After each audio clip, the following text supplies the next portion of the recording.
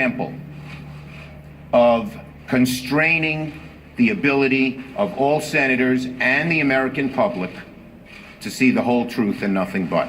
Thank you. Senator, what do you mean that you disagree with Senator Grassley's statement that there's no hint of misconduct? Senator?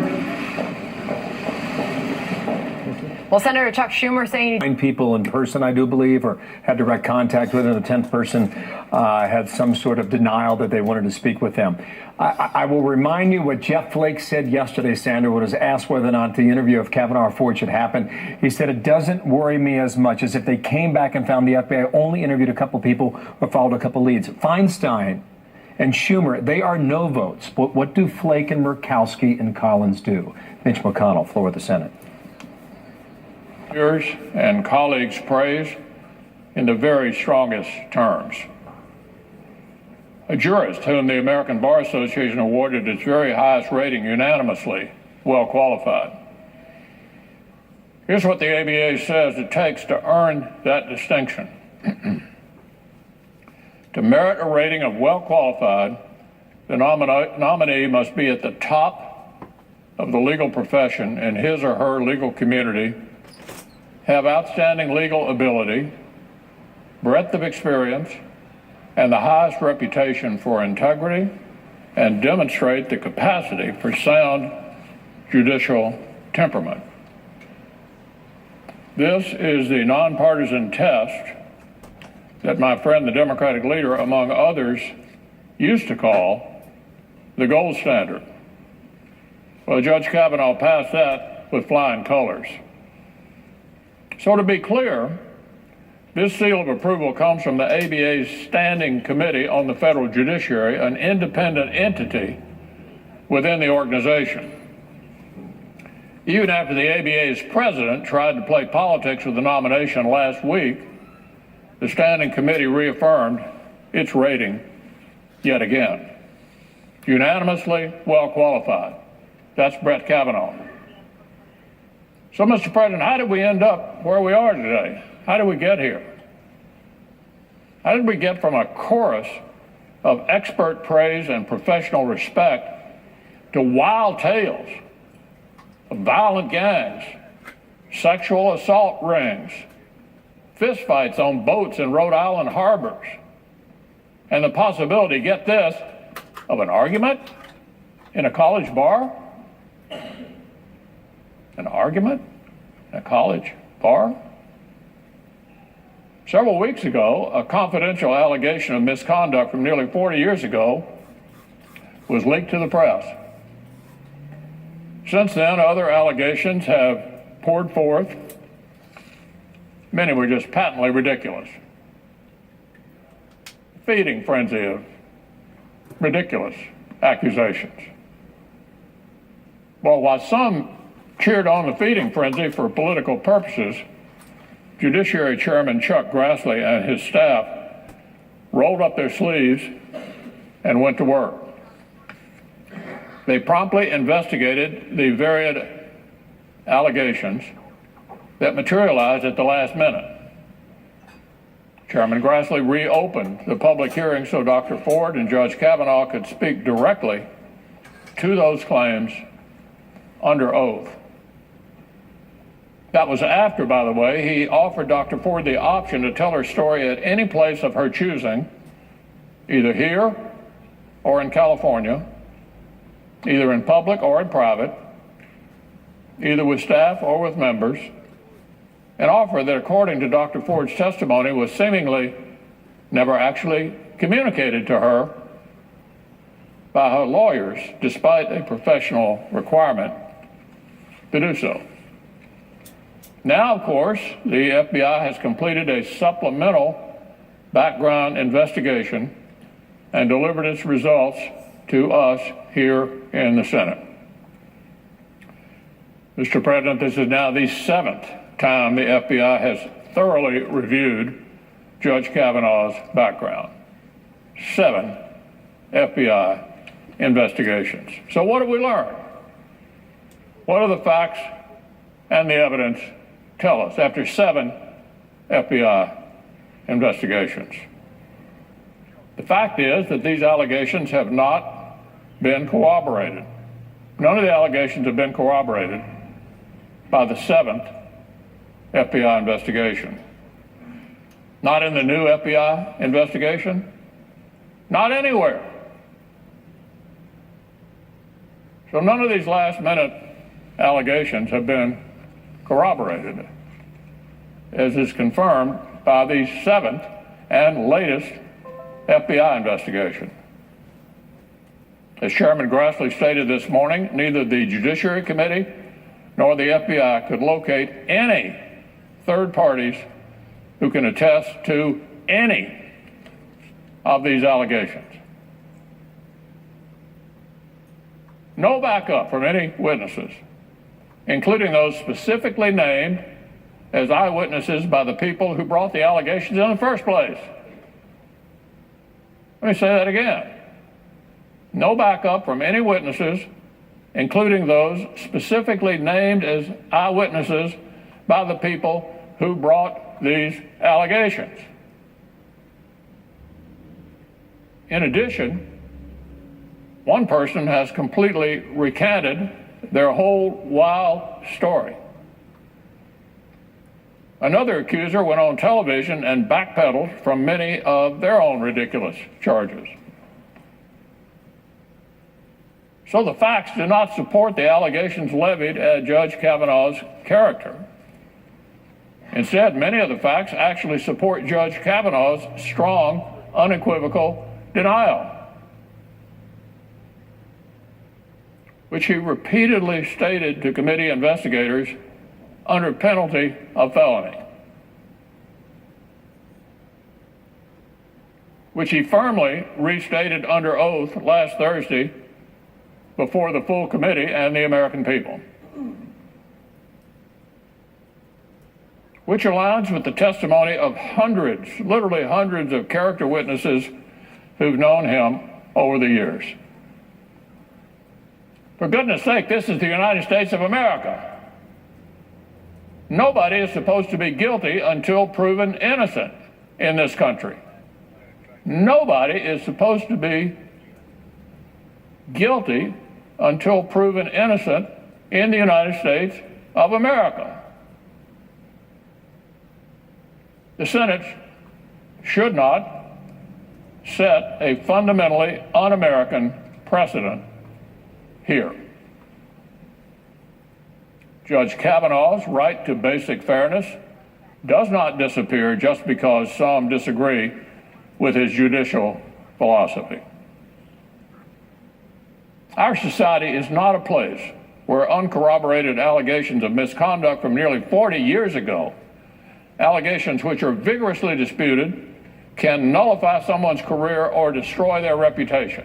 Is that what the Senate's going to be known for? Your nomination comes up here, and we destroy your reputation.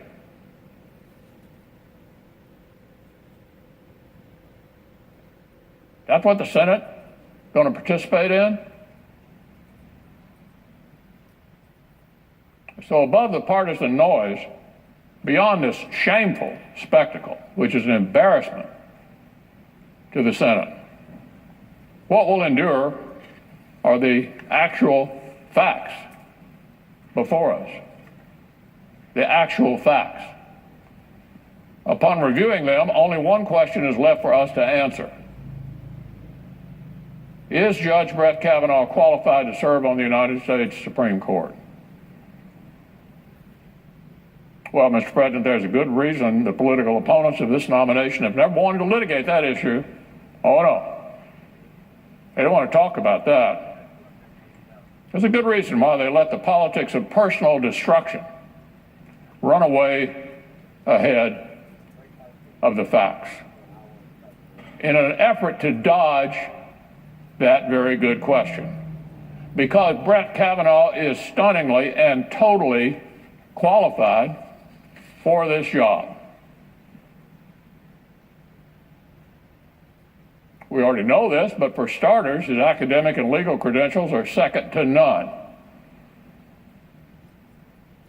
From Yale with honors, then on to Yale Law School, then came not one, not two, but 3 clerkships in our nation's federal courts, ending up with Justice Kennedy.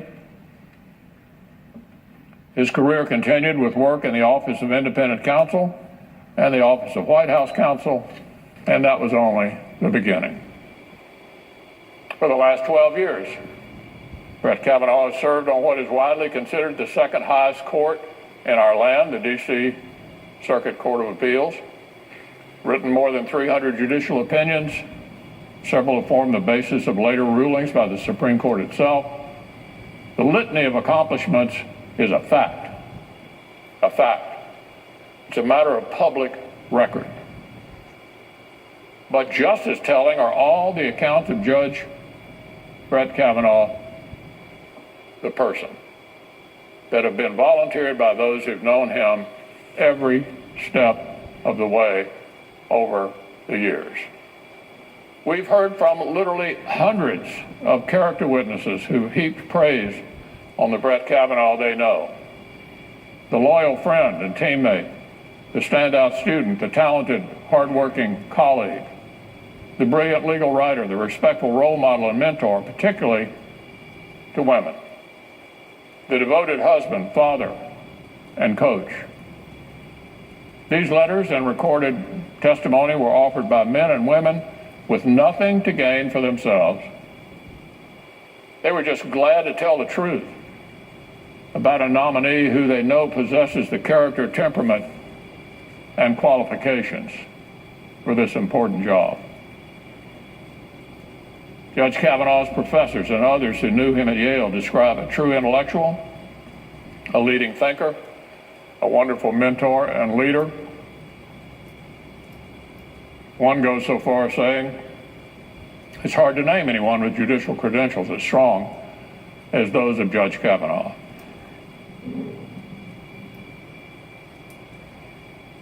His former law clerks, in full-throated support, say that Judge Kavanaugh's work ethic flows from a fundamental humility. They say he gives unflinching, honest advice and listens carefully to the views of his colleagues and clerks, even when they differ from his own.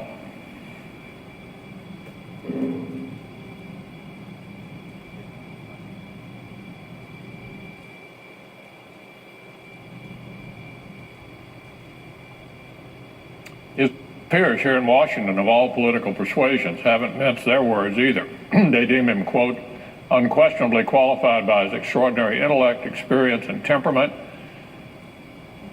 and warn the Senate not to miss this opportunity to, quote, put such a strong advocate for decency and civility on our nation's highest court.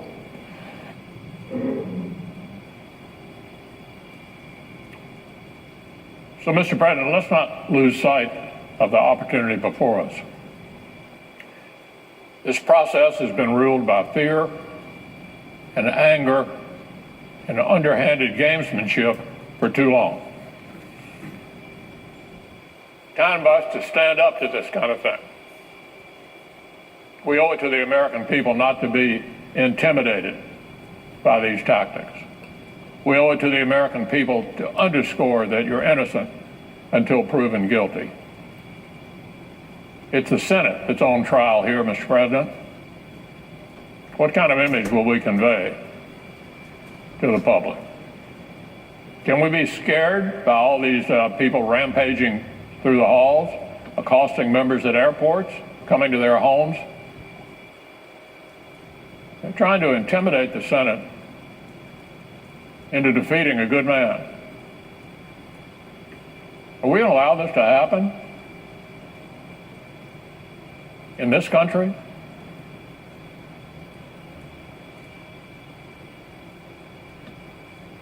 So, we will not pretend that partisan histrionics take away the basic fairness that every American deserves. We will not be hoodwinked by those who have tried hard to smear this good man, to drag him through the mud.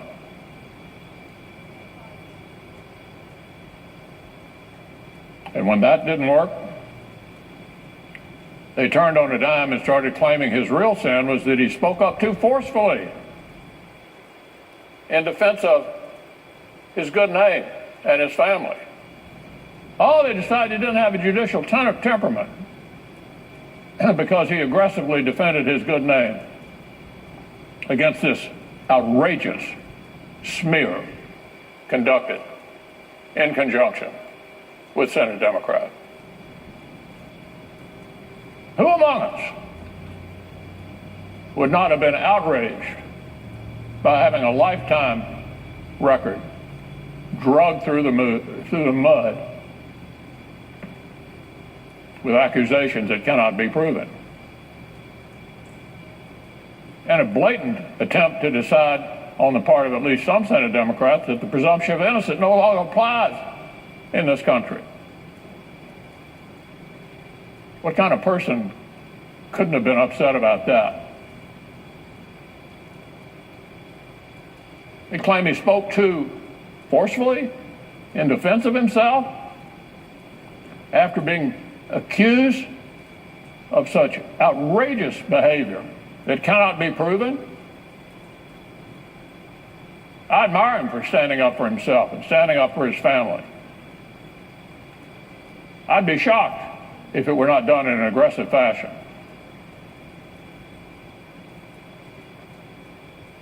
For goodness sake. So let's reclaim this moment for what it should be.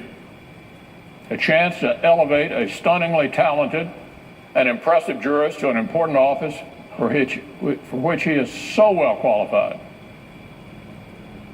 So completely and totally qualified. A golden opportunity to give our great nation precisely the kind of brilliant, fair-minded, and collegial Supreme Court justice that the court deserves. This, Mr. President, is the good that senators will have an opportunity to do. We have a chance to do good here and to underscore the basic tenet of fairness in our country. So I filed cloture on the nomination yesterday evening, and I'll be proud to vote to advance this nomination tomorrow.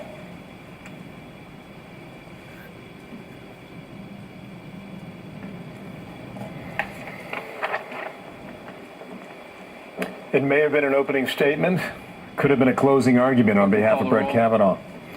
Mitch McConnell back on the floor after being there about 13 hours ago last night. The procedural vote, we do believe, will be taken sometime around this hour, perhaps on Friday, Sandra. Called it a shameful spectacle, the confirmation. Senator Graham a moment ago.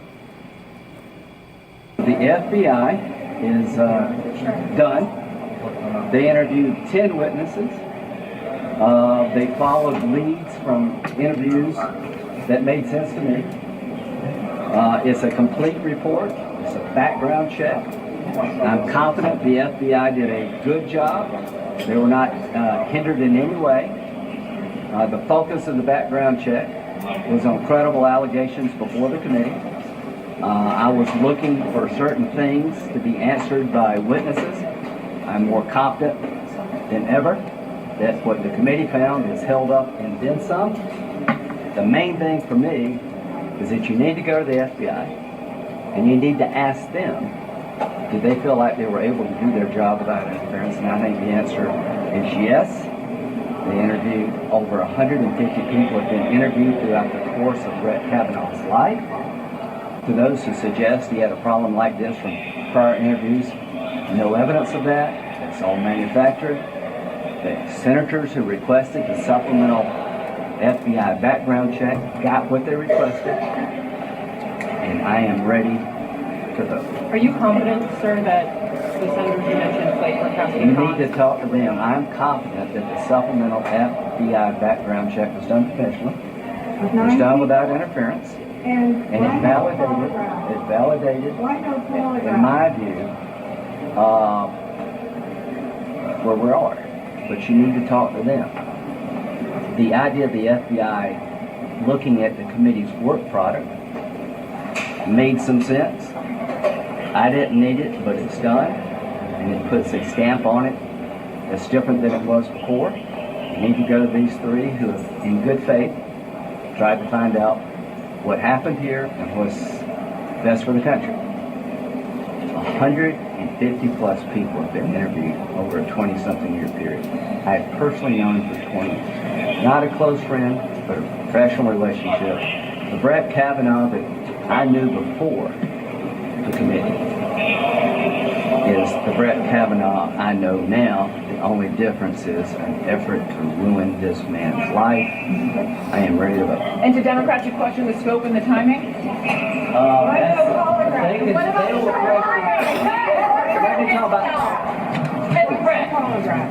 Because you've humiliated this guy enough, and they said you had a bottom for somebody.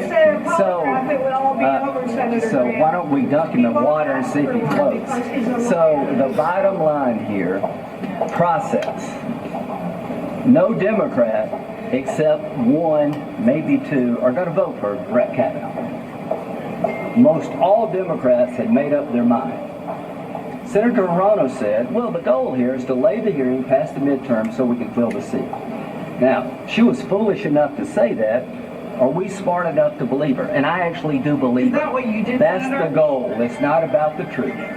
The FBI did a supplemental background check consistent with the request of 3 senators. There was 10 witnesses to add to the 146. That's the process. It will never be enough. If you don't believe he's a gang rapist, if you don't believe he's a stumbling, bumbling, drunk, serial sexual predator, maybe you'll believe he lied about how much he drank in high school, that he threw ice in a party, in a bar, or he doesn't have the temperament, that he didn't handle being destroyed well. Enough already. Let's vote. Do you believe Senator Graham moments ago enough. We vote tomorrow. Not that, atmospherics matter the most here, but there is something very remarkable about the degree of emotion that Mitch McConnell showed there in the well of the Senate. That is unlike him to the extreme. But you saw that he was almost choked up for a moment when he was talking about this. You heard the emotion in his voice.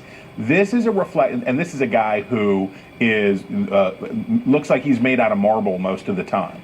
And here is a guy who has fought this, and it is a reflection of how raw this city is, how raw this Capitol is, how raw the emotion is on both sides. There is real fury in this city, and I will promise you that in the hours between now and the vote on Saturday, it's going to get worse. Let me tell you what McConnell said specifically. He says that the Kavanaugh confirmation process, as he stood on the Senate floor, has been, quote, ruled by fear and anger and underhanded gamesmanship. The Senate is on trial here. Can we be scared by these people rampaging through the halls, Chris? And as we listened to him, he also made the statement, which he has already in this process, said we need to show the Senate will not be intimidated. Well, he himself, has been on multiple occasions protesters and has been harassed at the airport and all of this stuff. Look, this is where we are as a country right now, is that we are losing the ability to have this discussion. We're losing the ability to talk about things like this. Now, look, there are Democrats and Republicans of good faith on this issue.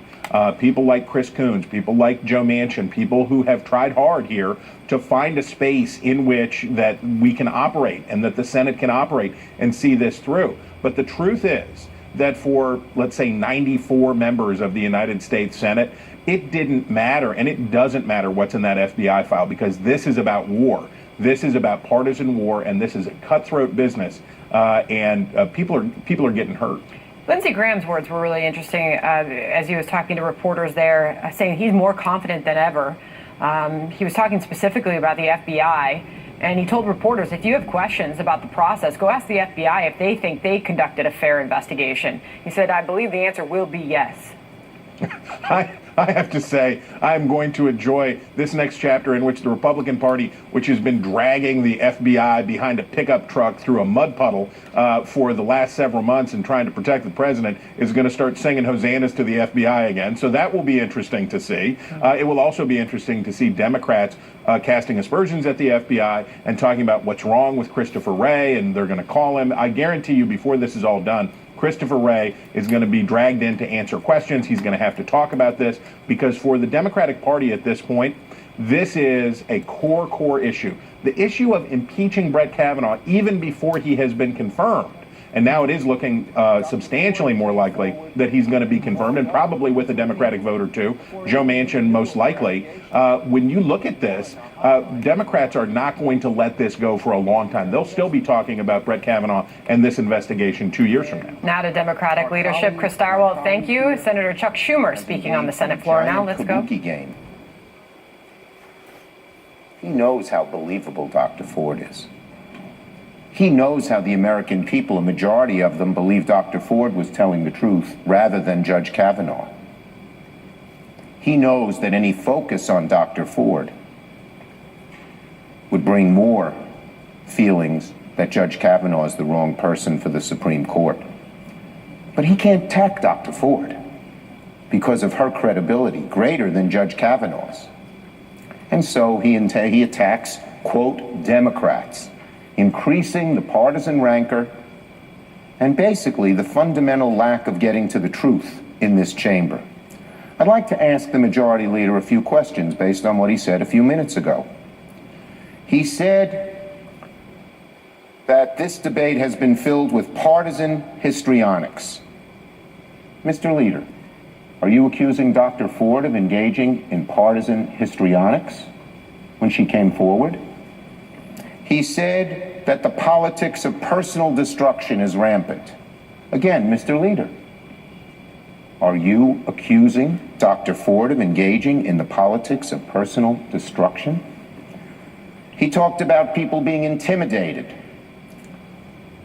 Again, Mr. Leader, are you accusing Dr. Ford of intimidating the Senate because she had the courage to come forward? And he talks over and over again about the outrageous smear. Mr. Leader, it's about time you came forward and came clean. When you say outrageous smear, you're really referring to what Dr. Ford said. But you can't say so because everyone knows that kind of rhetoric would be outrageous. But it's her testimony that got this whole thing going.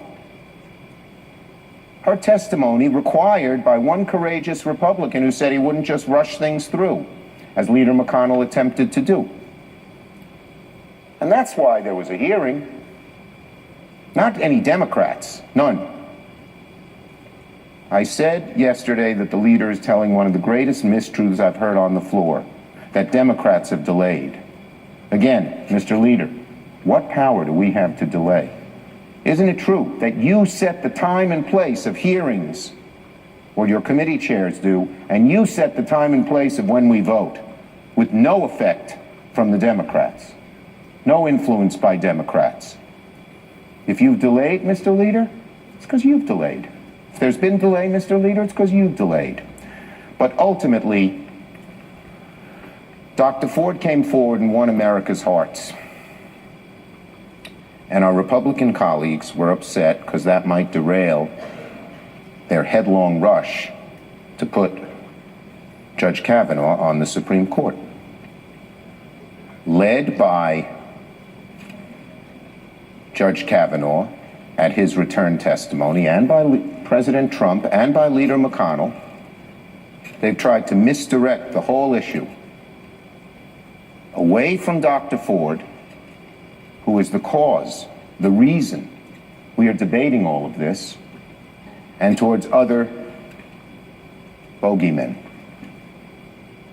many of whom happen to be Democrats, coincidentally. It's wrong. What our Republican friends are doing, what my dear friend the leader is doing, is demeaning to Dr. Ford. You've been listening to Senator Chuck Schumer on the Senate floor. This following a quick briefing at the top of the hour, right, Bill, from Senate Democrats who some have had a chance to get a look at that FBI report, but Senator Chuck Schumer accusing Republicans of the delay tactics that have resulted to where things are today. We'll see where this goes. it's a wait and see at this point. Well, you know, protesters are headed to Washington, D.C., many of whom are already there. What we have not seen so far today are the three Republicans who have been in pretty much the crosshairs of indecision for the past week, Flake, Collins, and Murkowski. They're going to pop up at some point today. In addition, you got Senator Manchin and Heidi Heitkamp at the Democratic side. There was some contact made with them late in the day yesterday afternoon.